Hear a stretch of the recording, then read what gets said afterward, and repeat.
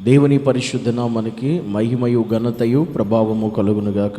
ఈరోజు ఈ యొక్క ఉదయక సమయమందు దేవుని యొక్క అనుదిన వాక్యాలు వింటున్నటువంటి ప్రియా దేవుని బిడ్డలను మీ అందరికీ మన రక్షకుడైన యేసయ్య ఉన్నతమైన నామములో మీ అందరికీ వందనాలు తెలియచేస్తూ ఉన్నాను. ఈరోజు దేవుని వాక్యాన్ని చదువుకుందాం. కీర్తనల గ్రంథము 73వ కీర్తన 24వ వచనం. నీ ఆలోచన చేత నన్ను నడిపించెదవు, తరువాత మహిమలో నీవు నన్ను చేర్చుకుందువు. కీర్తనకారుడు చెప్తున్న విషయం ఏంటంటే, నీ ఆలోచన చేత నన్ను నడిపించెదవు, తరువాత మహిమలో నన్ను చేర్చుకుందువు అన్నాడు. అంటే ఈరోజు మనం అందరం కూడా, దేవుని కలిగిన మనందరం కూడా మహిమలో చేరాలంటే ఏం చేయాలి? ఏం చేస్తే ఈరోజు మనం మహిమలోకి చేర్చబడతాం, అనగా దేవుని యొక్క మహిమలోకి వెళ్ళగలుగుతాం, ఆ మహిమలో ఉండగలుగుతాం, నివాసం చేయగలుగుతామంటే కీర్తనకారుడు చెప్తున్న ఒక సత్యం ఏమిటంటే, నీ ఆలోచన చేత నన్ను నడిపించెదవు, తరువాత మహిమలో నీవు నన్ను చేర్చుకుందువు అన్నాడు. దీని అర్థం ఏంటి అంటే, మనం ఎప్పుడైతే ఈ భూమి మీద ఉన్నంతకాలం, బ్రతికినంతకాలం మన ఆలోచనలు బట్టి కాకుండా, మన తలంపులను ఉద్దేశాలను బట్టి కాకుండా, మన సొంత ఆలోచన ప్రకారము కాకుండా, మన సొంత స్వచిత్తాన్ని బట్టి కాకుండా, మన సొంత నిర్ణయాలను బట్టి కాకుండా, దేవుని ఆలోచన చేత మనం నడిపించబడేవారుగా ఉండాలి. ప్రతిరోజు కూడా, ప్రతి దినము కూడా.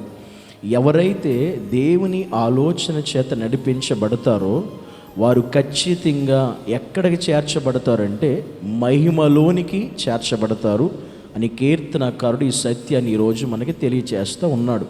దేవుని నమ్మినటువంటి మనందరం కూడా ఈరోజు గుర్తించుకున్న ఒక విషయం, మనము నిజముగా మహిమలో ఉండాలి అనుకుంటే, నువ్వు నిజంగా మహిమలో కనబడాలి అనుకుంటే, ఆ మహిమలోనికి ఎప్పుడు వెళతాము అంటే మనము దేవుని ఆలోచన చేత అందుకే కీర్తనగాడు నీ ఆలోచన చేత నువ్వు నడిపించెదవు.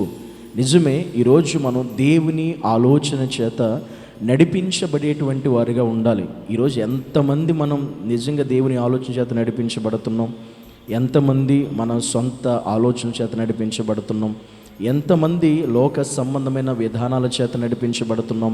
ఒక్కసారి ఎవరికి వారుగా మనం స్వపరీక్ష చేసుకుంటే మనకు అర్థమవుతుంది, నిజంగా నేను ఎవరి ఆలోచన బట్టి నడిపించబడుతున్నాను, ఏ ఆలోచన బట్టి నేను నడిపించబడుతున్నాను? దేవుని ఆలోచన బట్ట, నా సొంత ఆలోచన బట్ట, మనుషుల ఆలోచన బట్ట, లోక రీతిని బట్టి నడిపించబడుతున్నానా? ఈ లోకంలో ఎన్ని పరిస్థితుల గుండా నువ్వు నడిపించబడినా మహిమలో చేరే గొప్ప భాగ్యం ఎవరికి కలిగిద్ది అంటే ఆయన ఆలోచన చేత నడిపించబడిన వారికి మాత్రమే. ఎందుకంటే మన ఆలోచనలు వ్యర్థం, మన ఆలోచనలు అస్థిరమైనవి, దేవుని ఆలోచన మాత్రమే స్థిరమైనది. బైబిల్ చెప్పిన రీతిగా నరుల ఆలోచనలన్నీ కూడా వ్యర్థమైనవి అని, కానీ దేవుని ఆలోచన ఒక్కటి మాత్రమే స్థిరమైనది. అలాంటి స్థిరమైన దేవుని ఆలోచన చేత నువ్వు నిజంగా ప్రతిరోజు ప్రతిదినము నడిపించబడితే గనుక నువ్వు ఖచ్చితంగా ఆ తర్వాత ఏం జరిగిద్దంటే, అదే చెప్తున్నాడు భక్తుడు, తరువాత నేను నీ ఆలోచన చేత నడిపించబడిన తర్వాత ఏం జరిగిద్ది అంటే నీ మహిమలో నన్ను చేర్చుకుంటావు. ఆ యేసయ్య మనందరినీ ఆయన మహిమలో చేర్చుకోవాలంటే నిజంగా ఈరోజు మనం మనుషులుగా మనకేదో జ్ఞానం ఉందని కాదు, తెలివితేటలు ఉన్నాయని కాదు, మనకు అన్నీ తెలుసని కాదు, మనం ఎంత జ్ఞానవంతులమైనా మన జ్ఞానం దేవుని ఎదుట వెర్రితనమని బైబిల్ చెప్తుంది. కనుక దేవుని ఎదుట మన జ్ఞానం పనికిరాదు, మన తెలివితేటలు పనికిరావు, మన గొప్పతనాలు పనికిరావు, మన పలుకుబడి పనికిరాదు, మన దగ్గర ఉన్న ఏది కూడా పనికిరాదు. వాటిని బట్టి మనం నడిపించబడకూడదు. మన దగ్గర ఉన్న పలుకుబడిని బట్టి కానీ, పేరుని బట్టి కానీ, ఆస్తి అంతస్తులను బట్టి కానీ, హోదాలను బట్టి మనం నడిపించబడితే ఖచ్చితంగా మనం మహిమలోకి కాదు, నరకానికి పోతాం.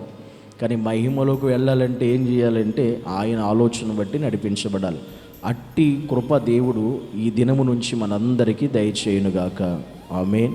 పరిశుద్ధుడు అయిన దేవా, నీకు వందనాలు. నీ సన్నిధిలో మా ఆలోచన బట్టి కాకుండా నీ ఆలోచన బట్టి నడిపించబడే యోగ్యత, కృప మాకు దయచేయమని యేసు నామములో ప్రార్థిస్తున్నాము తండ్రి. ఆమేన్.